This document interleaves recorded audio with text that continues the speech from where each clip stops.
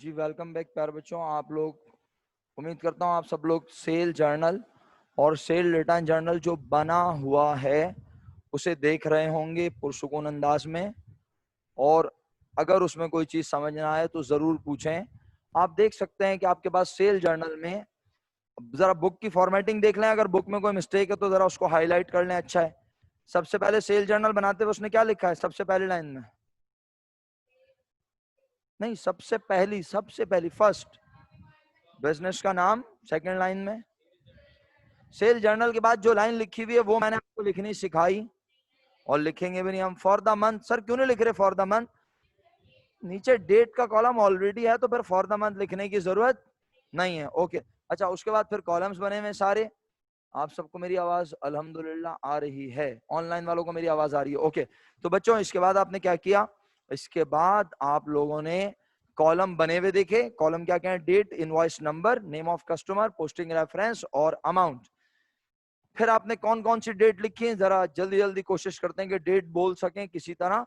मेरे मुताबिक आपने 4, 6, 9 और फिर 12 और फिर 15 और 15 के बाद 18, 20th और फिर 27 एंड 30th। आपने इन सारी ट्रांजैक्शन को सेल जर्नल में लिखा, नाम लिखा। और नाम लिखने के बाद इसको लॉक करें खिड़की को, वरना इस तरह बार बार आवाज आती रहेगी। और आपने उसके बाद इनवॉइस नंबर लिखा और इनवॉइस नंबर लिखने के बाद हर किसी की अमाउंट, और अमाउंट के सामने पोस्टिंग रेफरेंस में क्या बनाना सिखाया था? Check mark. वो चेक मार्क याद है आपको कैसे बनाते हैं? जब आप लोग यहाँ नहीं थे तो चेक मार्क समझ नहीं आ रहा था। आज चेक मार्क बना के दिखाऊं? सबको समझ आ गया चेक मार्क कैसे बनता है? Very good. तो चेक मार्क बनाएंगे हर हर नाम के सामने। और मेरे बच्चों उसके बाद अब हम देखते हैं कि और कोई ट्रांजेक्शन नजर नहीं आ रही। इसका मतलब है, हाँ सॉरी, चेक मार्क क्यों बनाते हैं? इसका मतलब होता है कि हम ट्रांजैक्शन को जब लिख देते हैं ना अमाउंट, तो चेक मार्क बना के हम कहते हैं पोस्टिंग हो गई, ताकि कोई मिस्टेक ना हो। चेक मार्क बनाने का ये पर्पस है। ओके। तो बच्चों अब हम क्या करेंगे इसके बाद जब हम सारा टोटल, अब जब सारी ट्रांजैक्शन लिख लेंगे तो मंथ एंड पर हम करेंगे टोटल। सर टोटल करने की वजह क्या है? क्योंकि हमने हर ट्रांजैक्शन को इंडिविजुअली डबल इफेक्ट के लिहाज से रिकॉर्ड नहीं किया। और अकाउंटिंग हम जो पढ़ रहे हैं वो डबल एंट्री सिस्टम के तहत पढ़ रहे हैं। हर ट्रांजैक्शन के दो इफेक्ट होते हैं, लेकिन हमने अपने काम को आसान बनाने के लिए सिर्फ उसका एक इफेक्ट रिकॉर्ड किया। तो अब हम उसे डबल इफेक्ट के साथ रिकॉर्ड करेंगे और मंथ एंड पे एक एंट्री बना लेंगे जो हमें बता देगी कि हमें लोगों से कितने रुपए लेने हैं और पूरे महीने में हमने कितने रुपए का सामान बेचा, सेल किया। ठीक है। तो अब आप मुझे बताएं टोटल क्या बन रहा है देखकर। चलें, बहरहाल आप जो कह रहे हैं वही बन रहा है जो टोटल आपने बताया, 1,97,200। और आपने फिर बनाई एंट्री, और एंट्री में आप कह रहे हैं कि आपके पास इतने रुपए लोगों से लेने का राइट आ गया। इस राइट का नाम है, बुरी बात होती है चीटिंग नहीं करते, देख के नहीं पढ़ते, क्या नाम होता है? एक आवाज में बोलें। बहुत बहुत शुक्रिया आपका, ट्रेड रिसीवेबल। बेटा आप लोग क्या हिज्जे कर रहे हैं ट्रेड रिसीवेबल के ऑनलाइन वाले? बोला नहीं जा रहा आप लोगों से? पार्टिसिपेशन खत्म हो गई है बिल्कुल। मैंने बोला भी है शॉर्ट फॉर्म लिख दें T/R, मैं समझ जाऊंगा। आप लोग हिज्जे सोचते रहते हैं बैठे हुए, इस चक्कर में आप पीछे रह जाते हैं। ये ऑनलाइन वाले, फिजिकल वाले बता के आगे भी बढ़ जाते हैं। तो ट्रेड रिसीवेबल तो ट्रेड रिसीवेबल आया। ट्रेड रिसीवेबल की नेचर एसेट बढ़े, तो आपने ट्रेड रिसीवेबल को पहले लिखा। और क्यों आया आज हमारे पास प्रॉमिस? क्योंकि हमने उधार पर लोगों को मर्चेंडाइज बेची है। मर्चेंडाइज बेचने को कहते हैं। और सेल्स हमारी होती है इनकम, रेवेन्यू सामान बेचने से आमदनी में होता है, और इनकम बढ़े तो हमेशा। तो आप लोगों ने सेल्स लिखा। क्रेडिट और डेबिट, क्रेडिट बेशक आप एक लाइन के साथ लिखें, उनके आगे ब्रैकेट में DR और CR लिख सकते हैं। सही है। और अगर कोई बच्चा आगे करके लिख रहा है तो वो रीजनेबल नहीं है वो अंदाज। क्यों? क्योंकि आज डेबिट और क्रेडिट के कॉलम बने हुए नहीं है। आइए इतनी देर से मैं आपको यहाँ बताया जा रहा हूँ, ये नहीं कि आपको यहाँ सॉल्यूशन दिखा दूं। तो ये सॉल्यूशन आपके सामने शो करता हूँ।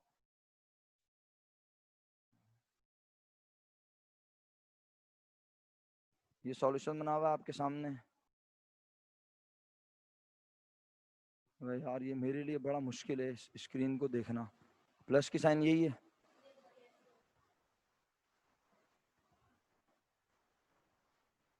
हाँ जी, अब आप देख सकते हैं trade receivable debit, sales credit. Sir ये कहां से आ गया अचानक?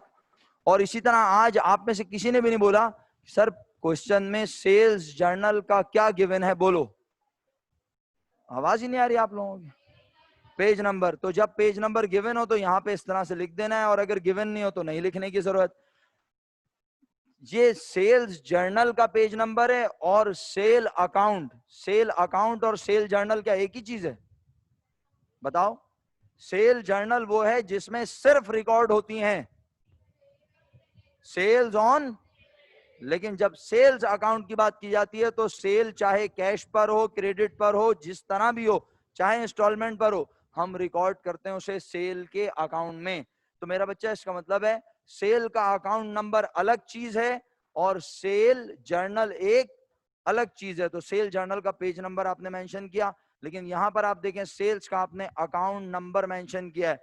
सर ये अकाउंट नंबर कहां से आया? ये आपके पास क्वेश्चन में गिवन है, कहां, कौन से नंबर पर?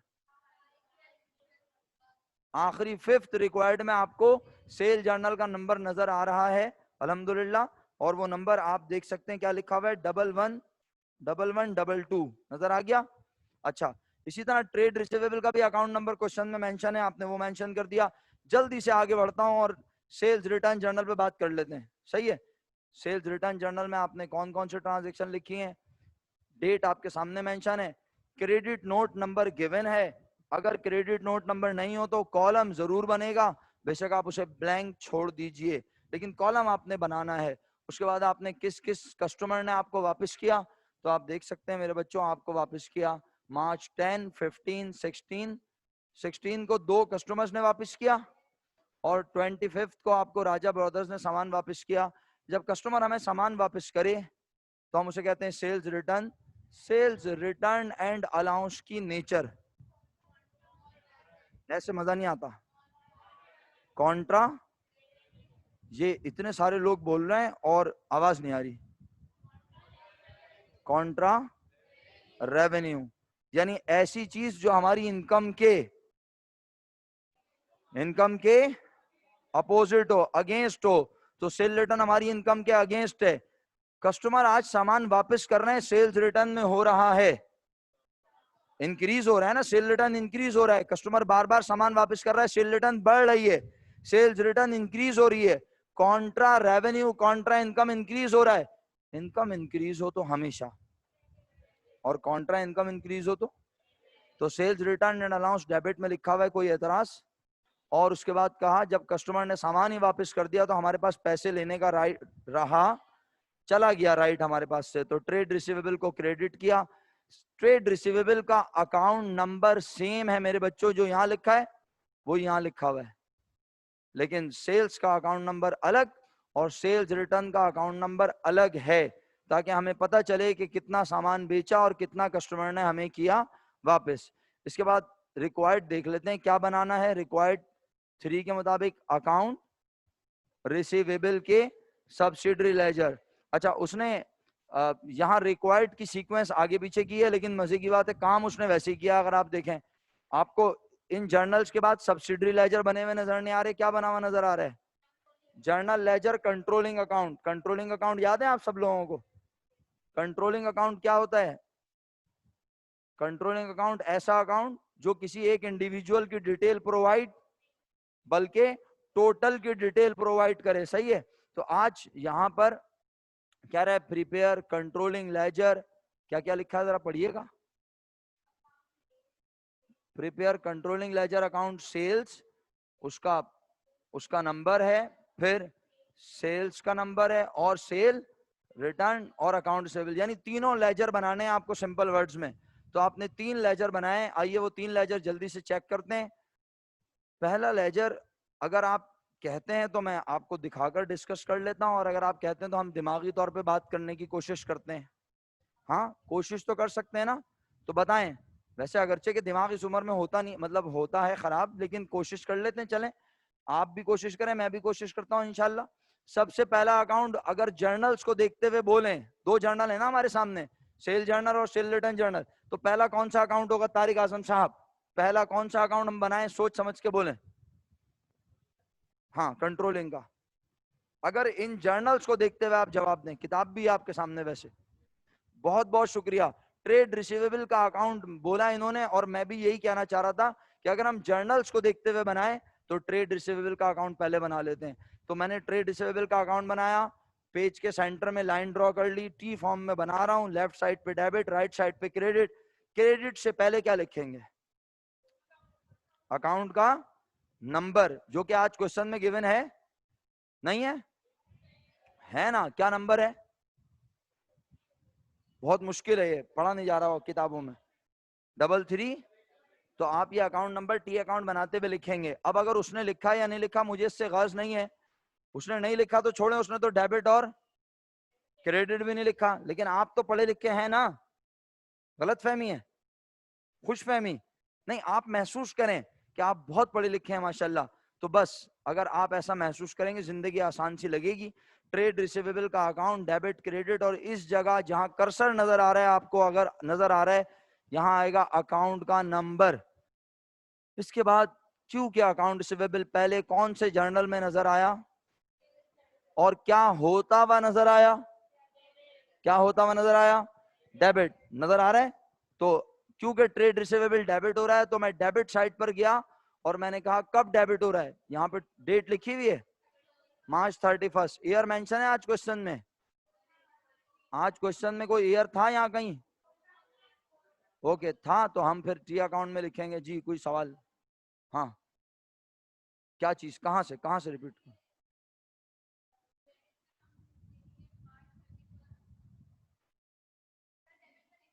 यहाँ पर ना अभी अभी ये तो मैं बोलना शुरू करूंगा, सिर्फ मैंने सिर्फ ये बोला कि यहाँ ट्रेड रिसीवेबल कहाँ लिखा हुआ है? डेबिट। और ये डेबिट कब हुआ है? 31 मार्च। ईयर क्या है? बस इतनी बात पूछिए। अब मैं ट्रेड रिसीवेबल के अकाउंट में जाके डेबिट साइड पे लिखूंगा, और जब डेबिट में लिखूंगा तो वहां पे रेफरेंसिंग दूंगा कि मैं ये ट्रेड रिसीवेबल कहां से देख के लिख रहा हूं। तो ट्रेड रिसीवेबल मैं लिख रहा हूं जनाब डेबिट साइड पर, और 2004 मार्च 31 एस जे, और क्या नंबर था एस जे का? यहां से देख लो, सही है, लिख दिया, समझ आ गई? अच्छा, अब यहां पे क्या नहीं लिखा हुआ हफ्सा, तुम बताओ, यहां पे क्या नहीं लिखा हुआ? यहां ये जो नजर आ रही है स्क्रीन, तुम्हें ये बताओ, नहीं दिख रही? अपनी बुक में देखो टी अकाउंट ट्रेड रिसीवेबल का, और बताओ यहाँ पे क्या नहीं लिखा हुआ। बहुत शुक्रिया ऑनलाइन जिंदा रहने वालों का जिन्होंने मुझे बताया कि यहाँ क्या नहीं लिखा हुआ, बहुत शुक्रिया आपका। यहाँ क्या नहीं लिखा हुआ? नहीं मेरा बच्चा, इस जगह ये देखो, ये डेट और एस जे के दरमियान क्या नहीं लिखा हुआ मेरा बच्चा? यहाँ रीजन नहीं लिखी हुई। समझ आई मैं क्या पूछ रहा हूं? यहाँ पे सेल्स ट्रेड रिसीवेबल के अकाउंट के डेबिट होने की वजह नहीं लिखी हुई। जी उजाफा बोले। ये क्या होता है? ये ऊपर से आता है, यहां से, जहां से आप इसको देख के लिख रहे हैं। आपने पीआरजे और पीजे इसका मतलब है नहीं समझा। जब हम पीजे पढ़ा रहे थे तो आप नहीं पी रहे थे ना, मतलब पीजे। बेटे इधर देखें गौर से, ये आप ये जो इधर लिख रहे हैं ये कहां से देख के लिख रहे हैं? ऊपर से। ऊपर वाले का नाम पढ़ें, क्या है? बोलें, इधर देखें, क्या नाम है इसका? और इसका नंबर क्या है? यहां से पढ़ें पेज नंबर। तो जाएं वहां पे और एसजे देखें, ये लिखा हुआ है। सर डेबिट में क्यों लिखा? क्योंकि सेल जर्नल में ट्रेड रिसीवेबल डेबिट में आया है, तो डेबिट में लिखा। मैं हफ्सा से पूछ रहा था, हफ्सा यहाँ पे क्या नहीं लिखा हुआ, तो हफ्सा ने जवाब नहीं दिया। यहाँ पे ट्रेड रिसीवेबल के डेबिट होने की वजह नहीं लिखी हुई। तो अगर आप चाहें तो वजह भी लिख सकते हैं। वजह क्या होगी? वजह क्या होगी? सेल्स। अल्लाह अकबर। ओके, अभी तो टाइम है ना हमारे पास, अटेंडेंस ले लेंगे वरना बच्चे चले जाते हैं, आपको पता है। अच्छा महक, शुक्रिया आपके बताने का। लास्ट 10 मिनट्स में अटेंडेंस मार्क करते हैं। अच्छा जी बताइए हुजैफा भाई, ये डेबिट वाला समझ आ गया? अब क्रेडिट पे आ जाओ सर।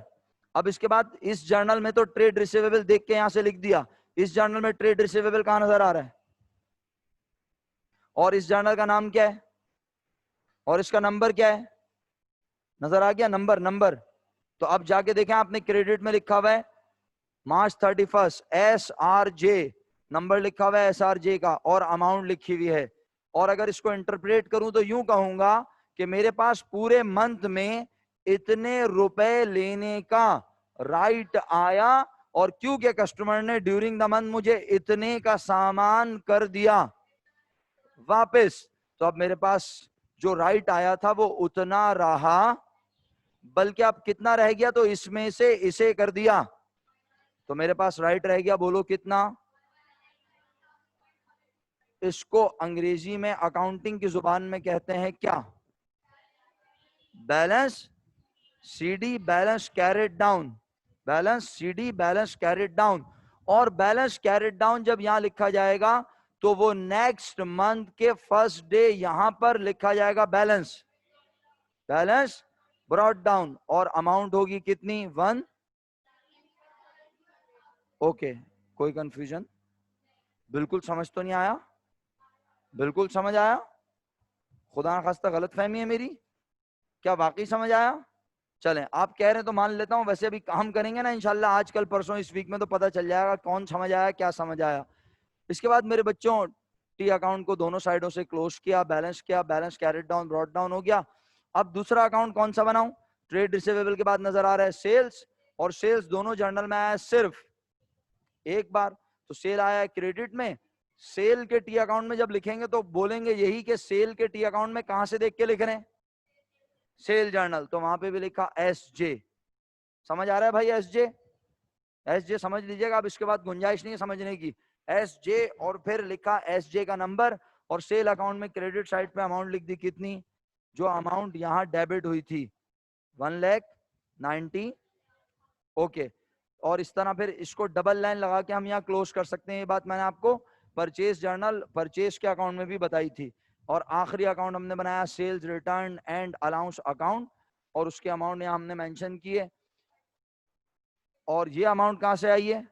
SRJ, और नंबर लिखा। और क्योंकि इस जर्नल में सेल रिटर्न किस साइड पे आया बोलो, तो हमने भी यहाँ डेबिट में लिखा, सेल्स रिटर्न के अकाउंट में SRJ reference month and year, month and. और हम चाहें तो इसके नीचे डबल लाइन लगा के क्लोज कर सकते हैं। और अगर किसी को ज्यादा फारिग टाइम हो, पेपर में कोई एक्टिविटी ना हो, बोले क्या करूं इतनी जल्दी फ्री हो गए, तो वैसे तो इस साल आपने ये सब बनाना ही, तो आप ऐसी बना के देख लीजिएगा प्रैक्टिस के तौर पे पेपर में बैठ के। अच्छा, कंप्लीट हो गया। अब हमें क्या बनाना है? आखिरी काम, सब्सिडरी लेजर।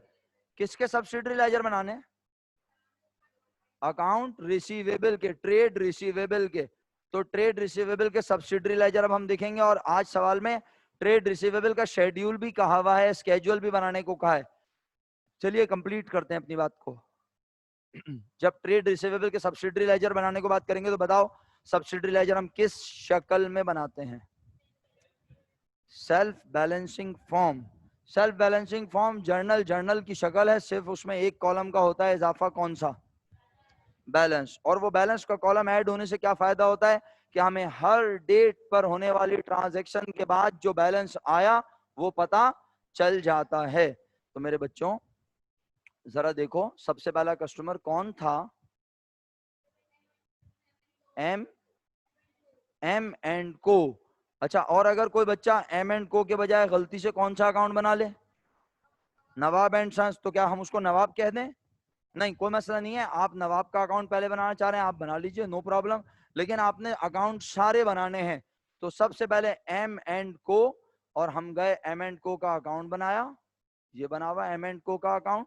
और इसमें कैसे लिखा, आइए जरा साथ दीजिएगा फिर दोबारा, ताकि बाद में फिर कोई शिकवा शिकायतें ना हो कि सर हमें ये समझ नहीं आया। एम एंड को के अकाउंट में हमने कहा सबसे पहले एम एंड को कौन से जर्नल में डेट वाइज नजर आ रहा है, बताएं। मतलब कौन से जर्नल में डेट वाइज सबसे पहले नजर आ रहा है? सेल जर्नल में डेट क्या है? March 4। तो मैंने कहा क्योंकि मैं अब उस सब्सिडरी लेजर में पहली बार लिखने जा रहा हूं तो सबसे पहले मेंशन करूंगा ईयर। तो क्या आपको पता है कौन से ईयर में काम हो रहा है? तो हमने यहाँ सब्सिडरी लेजर में सबसे पहले लिखा 2004। कोई एतराज? सर यहाँ तो नहीं लिखा हुआ, कोई बात नहीं, लानत भेजिए, नहीं लिखा हुआ, हम लिखेंगे इंशाल्लाह। हमने आपको सिखाया है, हम लिखेंगे। यहाँ सबसे पहली लाइन में क्या आएगा बोलो? और पूरी लाइन होगी ब्लैंक, याद है? उसके बाद नेक्स्ट लाइन में आएगा मार्च 4। अब ये कहां से देख के लिख रहे हैं बताइए, सेल जर्नल का पूरा नंबर बताइए। और सेल जर्नल से देख के लिख रहे हैं क्यों? क्योंकि हमने M&Co को सामान, तो उसे कहते हैं सेल्स। तो आप यहां देखें वजह लिखी हुई है सेल्स, पर्टिकुलर्स में वजह है सेल्स, और पोस्टिंग रेफरेंस में है SJ और नंबर है 12। एतराज? अब अमाउंट डेबिट में क्यों लिखी है? पहले तो क्रेडिट में लिख रहे थे, क्योंकि हमारे पास M&Co से पैसे लेने का राइट आया या गया है, या आया? राइट हमारे पास आया। राइट आया तो राइट इंक्रीज हुआ, और राइट को कहते हैं एसेट। एसेट इंक्रीज हो तो इसका मतलब है, इसीलिए हमने डेबिट में लिखा है। कोई एतराज?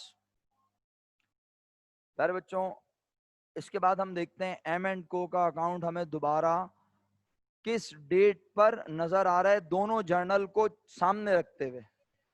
सेल्स रिटर्न एंड अलाउंस में नजर आ रहा है, क्या डेट है बताओ? 6 मार्च है, 10 मार्च है। ओके, 10 मार्च को कितने का सामान M&Co ने वापस किया? देखें, एक हम कह सकते हैं सेफ साइड कि हम इस जर्नल को देखकर इस बात को जज कर सकते हैं, क्योंकि इस जर्नल में ट्रेड रिसीवेबल क्या हो रहा है? कुछ भी नहीं, चुप है वो। क्या हो रहा है? बोलो। ट्रेड रिसीवेबल क्या हो रहा है इस जर्नल में? क्रेडिट। इसका मतलब है हमारे पास से कस्टमर का प्रॉमिस जा रहा है, तो हमें भी जाकर सब्सिडरी लेजर में इसे कहां लिखना चाहिए? क्रेडिट में। ये मतलब एक आसान तरीका है, लेकिन बात यह है कि पेपर में जरूरी थोड़ी आप हर MCQ इस तरह से हो, तो आपको सब्सिडरी लेजर अच्छे से बनाना आना चाहिए। चलें, तो हम गए, अब यहाँ पे जाके हमने डेट देखी। अच्छा, नहीं, ओके अमन जल्दी आए, शाबाश। अब अटेंडेंस मार्क करवाऊंगा मैं थोड़ी देर में, जल्दी आ जाए जरा प्लीज। अच्छा, तो प्यारे बच्चों, M&Co का अकाउंट, डेट लिख दी हमने। डेट लिखने के बाद हमने 10 तारीख लिखकर अब वजह क्या लिखी? Sales return and allowance. आज कहां से देख के लिखवा रहे हो आप सब मुझे? सेल्स रिटर्न जर्नल, और इसका नंबर है SRJ3। और फिर हमने अमाउंट क्रेडिट में क्यों लिखी बताओ? क्योंकि कस्टमर का प्रॉमिस हमारे पास से, तो क्रेडिट में लिखा। एतराज? और उसके बाद हमने कहा अब ये देखेंगे इत्मीनान से सब लोग, बस इसको बात करके फिर मैं आपको बाकी अकाउंट खुद जज करने का मौका दूंगा। मुझे बताएं, सबसे पहली ट्रांजैक्शन में हमने इस अमाउंट को कहां लिखा था? बोलें, कहां लिखा हुआ है ये कहां लिखी नजर आ रही है भाई? आपके पास बुक है? मत देखें बोर्ड, आग लग जाएगी बोर्ड में। अपनी बुक में देख लें M&Co के अकाउंट में सबसे पहली अमाउंट कहां लिखी है? डेबिट लिखी है। अगर M&Co के अकाउंट में अमाउंट डेबिट हुई है, तो ये बैलेंस जो आपको नजर आ रहा है ये कहां होगा? बताइए, क्यों डेबिट में होगा? सिंपल सी वजह, क्योंकि रिसीवेबल का अकाउंट है, ट्रेड रिसीवेबल का अकाउंट है। हमें कस्टमर से पैसे और लेने हैं, तो एसेट है, और एसेट बढ़े तो हमेशा उसका नॉर्मल बैलेंस भी हमेशा कहां होता है? बोला था ना, जो अकाउंट जहां बढ़ता है उसका नॉर्मल बैलेंस हमेशा वही होता है। तो इसका मतलब है ये जो आप बैलेंस लिखा हुआ देख रहे हैं, यहां मेंशन नहीं है, लेकिन आप पढ़े लिखे होने के नाते जानते हैं कि ये बैलेंस कहां है? Debit side. अब इस ट्रांजैक्शन में बताइए जरा क्या हुआ? तो ये क्रेडिट इस बैलेंस को क्या करेगा? बढ़ा देगा क्या? ये डेबिट में है, और ये खुदारा जरा मेरे कर्सर्स को देखते रहिए। जो लोग ऑनलाइन पढ़ रहे हैं उनसे भी रिक्वेस्ट है, प्लीज जरा कर्सर को देखिए मैं किस तरह से मूव कर रहा हूं। मेरे प्यारे बच्चों, जिन्हें बोर्ड क्लियर नजर नहीं आ रहा वो मुझे बोले, मैं बताऊंगा। मैं इस डेबिट पे कर्सर नहीं ला रहा, ये देख लो। मैं इसकी बात नहीं कर रहा, मैं ये वाले बैलेंस पे रख रहा हूं। इस बैलेंस पर कहीं मेंशन नहीं है कि ये कहां है, लेकिन आप सब जानते हैं कि ये कहां है? डेबिट। और ये वाली अमाउंट क्या हुई है? तो ये क्रेडिट इस डेबिट को क्या करेगा? आप सबने इसमें से इसे किया। अच्छा बताइए, डेबिट वाली अमाउंट बढ़ी है या क्रेडिट वाली? डेबिट वाली अमाउंट बढ़ी है, तो ये जो बचा ये स्टिल कहां है? आवाज नहीं आई। ये स्टिल डेबिट में। इसका मतलब है हमें अभी भी M&Co से पैसे लेने हैं। कितने? 26,000। उम्मीद करता हूँ आपको मेरी बात समझ आ गई होगी। अब आपका वक्त ज़ाया नहीं करता और मैं बोलना भी ज़रा कुछ कम करता हूँ वरना मेरा गला ख़राब हो जाएगा। आप शाबाश। बाकी के 1 2 3 4 5, अबे कितने हो गए? 1 तो मैंने पढ़ा दिया, 2 3 4 5, यानी 4 to 5 अकाउंट्स हैं। अब आप वो देख लें ज़रा इत्मीनान से, 1 by 1 5 अकाउंट्स हैं फर्दर, मेरा ख्याल है।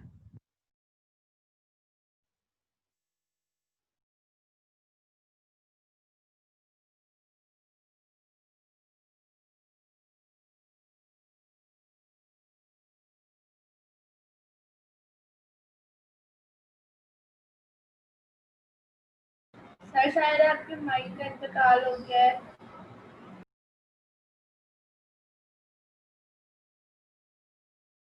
माइक का इंतकाल हो गया?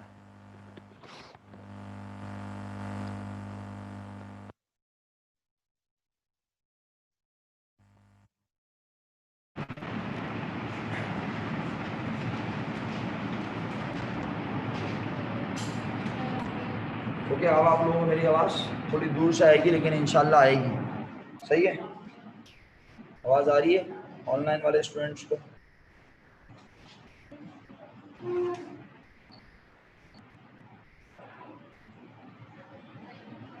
सही है। अभी मैं ज़रा खामोश हूँ ताकि आप लोग इत्मीनान से अकाउंट्स देख लें, अकाउंट देखें और मुझे बताएं कौन सा अकाउंट में मसला है, कौन सा अकाउंट समझ नहीं आ रहा, ताकि मैं आपको असिस्ट कर सकूँ। ज़रा जल्दी से शाबाश अकाउंट देखें और पूछें कौन सा, क्या सवाल पूछें, क्या बात समझ में नहीं आ रही, हम आपको असिस्ट करेंगे इंशाल्लाह।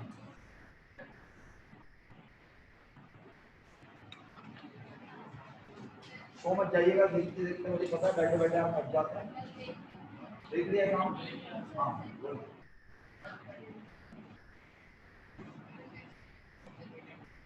नहीं देखें, डेट वाइज लिखा हुआ ये समझ। अगर देखें आप कैसे मोहतरम साहिल साहब ने मुझसे सवाल किया, सर अगर मैं पहले दोनों शेयर लिख दूं, कौन सा अकाउंट है जिसकी आप बात कर रहे हैं? नाम पढ़ो उसको, रईस एंड को।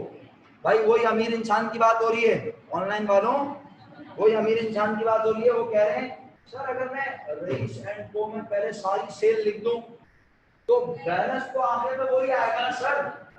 लेकिन याद रखिए हम डेट वाइज बनाते हैं ताकि हमें सही पिक्चर नजर आए हर डेट पर। अदरवाइज क्या होगा कि अगर हम सेल के बाद दूसरी सेल देखेंगे और उस डेट के बाद हम अगर बात करते हैं उससे तो हम बोलेंगे हम तो दूसरे पैसे लेने और इतने लेने, जबकि वो ड्यूरिंग द मंथ हमें सामान वापस भी कर चुका है। तो आइडियली आप क्रोनोलॉजिकल ऑर्डर में चलना है, मींस डेट वाइज चलना है, आप उसको फॉलो करेंगे। ओके शुक्रिया। ऑनलाइन वालों को आवाज आ रही है ना? अल्हम्दुलिल्लाह गुड। गला खराब हो रहा है मेरा बेटे आज, मास्क लगा के पढ़ाना थोड़ा यार ये बड़ी मुश्किल है।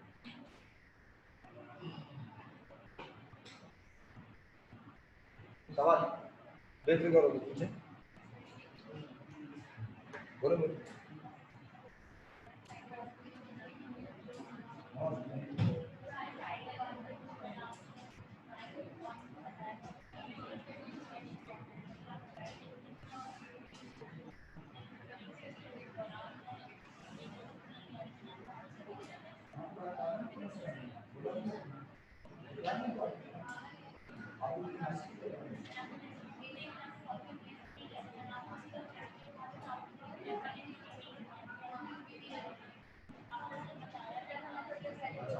सवाल है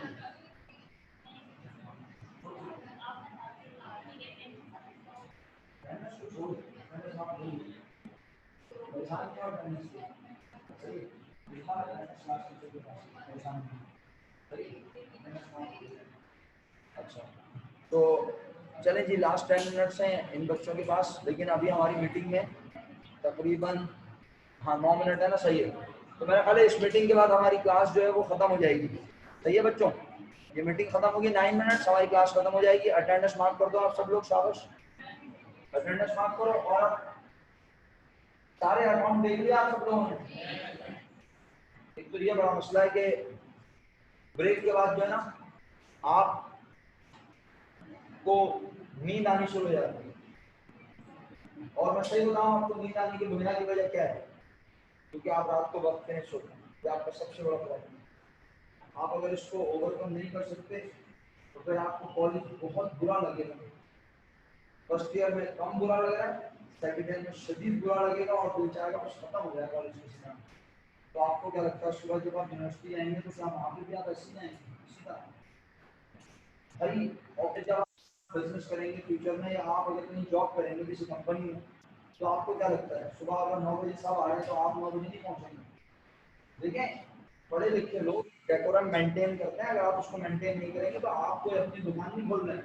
और अगर आप अपनी दुकान भी खोलेंगे ना, एक मिसाल के तौर पर आसान लफ्जों में समझाने की तरफ, आप सबसे आखिर में पहुंचेंगे ना अगर, तो भूल जाइए कि आपके एम्प्लॉय सबसे पहले बैठ के दुकान बड़े अच्छे से चलाएंगे, इम्पॉसिबल। तो टाइम मैनेजमेंट ही नहीं है अगर जिंदगी में तो कुछ भी नहीं। तो अब देखें ना, मुस्तकिल आप आराम फरमा रहे हैं, आपकी तबीयत खराब है अगर तो आप छुट्टी कर ले, मैंने जबरदस्ती किसी को थोड़ी बुलाया।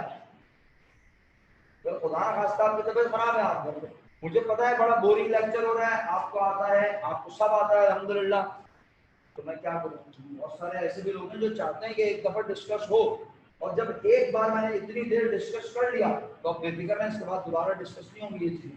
अब तो सिर्फ क्वेश्चन परफॉर्म होगा, वो आप परफॉर्म करेंगे, आप लिख के लाएंगे, मैं एक बार चेक कर लूंगा, मुझे तसल्ली हो जाएगी कि हाँ मेरे एंड से काम मुकम्मल हो गया।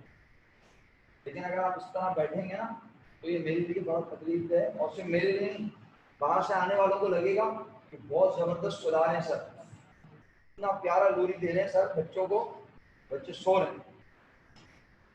मैं पूरी कोशिश कर रहा हूँ कि आपको पढ़ाऊँ, क्योंकि जो अटेंडेंस मार्क हो गई सब लोगों की, बहुत बहुत शुक्रिया आप सब लोगों का। और अब हम जो है आपसे सवाल डिस्कस करते हैं जो आप इंशाल्लाह घर से अटेम्प्ट कर रहे हैं। समझ तो गए होंगे, मैं आपको होमवर्क देने जा रहा हूँ, सही है? हम आपसे होमवर्क डिस्कस करना शुरू कर रहे हैं। स्केड्यूल दिखा देता हूँ, ओके ओके ओके। ये लीजिए भाई, फरमाइश आई है रावलपिंडी से, बोला स्केड्यूल भी दिखाएं।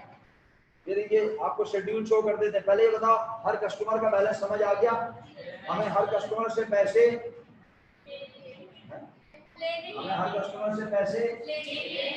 हमें किसी कस्टमर को पैसे देने नहीं होंगे, हमें हर कस्टमर से पैसे लेने हैं। तो अब किससे कितने कितने लेने हैं, आप यहाँ से बैलेंस उठाएंगे, M&Co का बैलेंस, इसी तरह जनाब नवाब एंड सन्स का बैलेंस, हर नाम का बैलेंस उठाएंगे और उसे एक स्केड्यूल में लिखेंगे।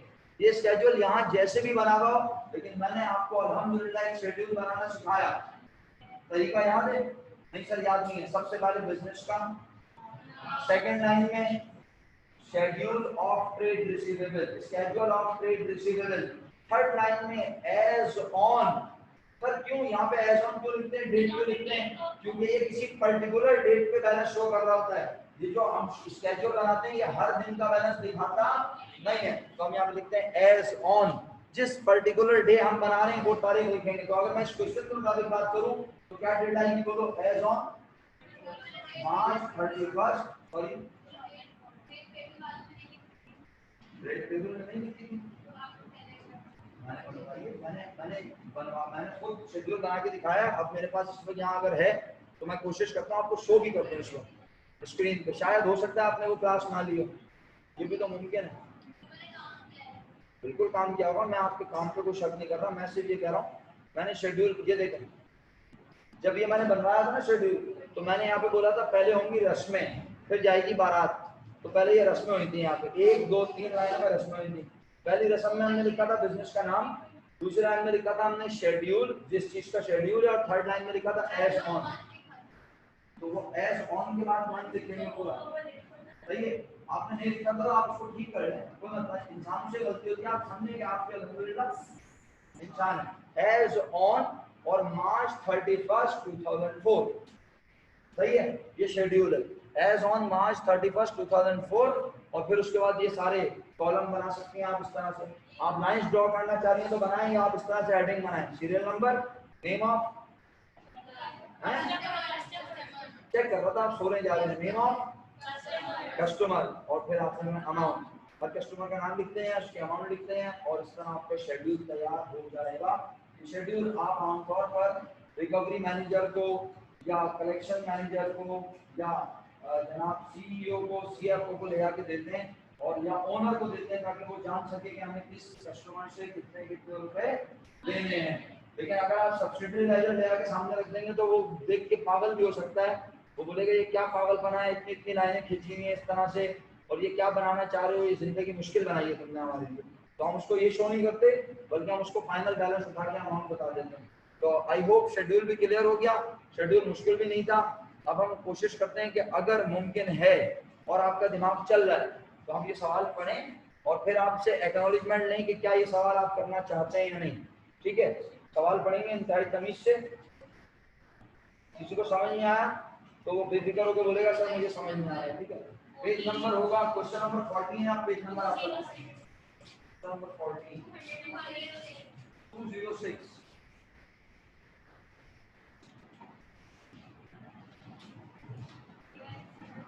फातिमा बेटा अटेंडेंस हो गई है मेरा बच्चा, आप बोल रहे हो अटेंडेंस कहाँ थी आप, अटेंडेंस सबकी हो गई है मेरा बच्चा, गलत बात है। आप अगर गई थी तो आपको बता के जाना चाहिए। जमानती है ये बेटा, मैं नहीं खेल रहा आपके साथ, खेली थी। चलो हम अब बताओ हमें क्या करना है, हमें बनाना है सेल जर्नल। पेज नंबर दिया हुआ है बच्चों, सेल रिटर्न जर्नल का पेज नंबर दिया हुआ है। क्या हम जल्दी से पढ़ के डिसाइड करें कौन कौन से ट्रांजेक्शन सेल जर्नल में जाएगी? पर देखिए इंसान कोशिश करे ना तो वो सब कर सकता है। जैसे आपने ऐसा काम किया जो मुझे नजर नहीं आ रहा, कैसी कोशिश है, तो आप अब अगर आप कोशिश करें तो आज जाके आप ऐसा काम कीजिएगा जो कल मुझे नजर भी आए। क्या ख्याल है? तो वो कैसे आएगा नजर, उसके लिए आप एक अदर ब्लैक पेन इस्तेमाल कीजिएगा। सही है, या आप पेंसिल का भी सहारा ले सकते हैं। इस ट्रांजैक्शन को हम पढ़ते हैं, आप बाबा से बुलंद चीखें मार मार के बताएं कौन सी ट्रांजैक्शन कहाँ जाएगी। तो आइए, ये ऑनलाइन वाले जिंदा है, ऑनलाइन वाले भी बताएंगे। सबसे पहले ट्रांजैक्शन अंग्रेजी में क्या लिखी है, sold merchandise for rupees, sold merchandise on account for rupees इतना टू मिस्टर, ओके, कहाँ सेल जर्नल, शुक्रिया। उसके बाद कहता है नारे, अच्छा बस सही है, अरे ऐसे नारे लगाते रहो। दूसरी ट्रांजैक्शन कहाँ जाएगी, दूसरी transaction cell return and announce journal, और नेक्स्ट नेक्स्ट भी सेल जर्नल, और लास्ट ये इंफीरियर मर्चेंडाइज किसे कहते हैं, लो क्वालिटी, यानी जो जो अपनी क्वालिटी को मीट ना करती हो, जो स्टैंडर्ड हो से मीट ना करती हो, तो इंफीरियर गुड्स भी जो है वो वापस कर दी जाती हैं। तो किसने वापस किए इंफीरियर गुड्स, ये अजीम कौन है भाई, या उसका नाम अजीम तो उसको से बोलते हैं अजीम, तुम बड़े अजीम हो नहीं, जो भी है बस उसने हमें सामान दिया है, तो अजीम है हमारा कस्टमर, कस्टमर ने सामान वापस किया। तो अल्हम्दुलिल्लाह सेल जर्नल और सेल रिटर्न जर्नल में कौन से ट्रांजैक्शन आएंगी, बात समझ आ रही है? अगर आ रही है तो मुझे इसके बाद बताएं आपने अगला काम क्या करना है जर्नल्स बनाने के बाद। सब्सिडी लेजर आज पढ़ते हैं पोस्ट द, मुझे तो लगता ही नहीं आ रहा, हाँ सही बोल रहे हैं आप, सब्सिडी लेजर है, सही बोल रहे हैं, पोस्ट द,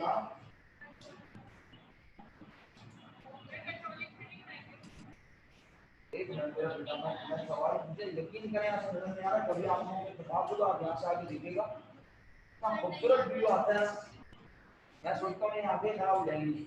मुझे सिर्फ यहाँ से 1 2 3 4 4 घंटा नजर आती है प्रॉपर, बिल्कुल जगमगाती हुई, एक सिर्फ वो थोड़ी सी ब्लर आती है, बाकी 4 घंटे प्रॉपर नजर आती है। और वो एक जो नजर नहीं आ रही है शायद उसके सामने वो ब्लर आ रहा है। क्वेश्चन नंबर 14 है जो हम इस वक्त देख रहे हैं बच्चों, और ये सवाल होमवर्क है। जी जी समर साहब, ये सवाल होमवर्क है बिल्कुल जो मैं बता रहा हूँ, ठीक है।